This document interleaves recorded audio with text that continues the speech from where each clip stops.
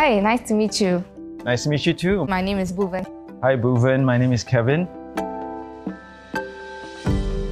I was diagnosed when I was 6 years old, so it's been about 24 years now. I discovered that I had it almost 4 years ago.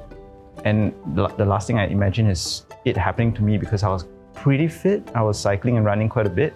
I was even doing triathlons. I thought I was pretty healthy, so what's going on?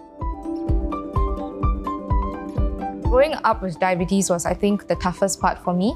I could never really find that many local references on what people's journey is like. And that also sparked me to actually create this Instagram page, just talking about my diabetic journey. I hear that you also do some advocacy. A little bit, yeah. When I go around doing my sports and all that, I talk about the different ways in which I kind of track my blood sugar level. How do you normally manage the situation? I do wear smartwatches, but you do need to wear a sensor. There are ways in which you can set up the data to be shared with other people as well. So like my wife will sometimes text me and tell me, hey, you're low, you know. Sometimes I do have to take a bit of sweet stuff, but people think that, oh, see, you're eating that. That's the wrong thing to eat. That's the reason. That's why I got it. So you don't understand that it's got to do with management. You kind of have to do a little trade-off here and there. Yeah. Generally, my peers are quite well informed, but I think in school it was a bit tough.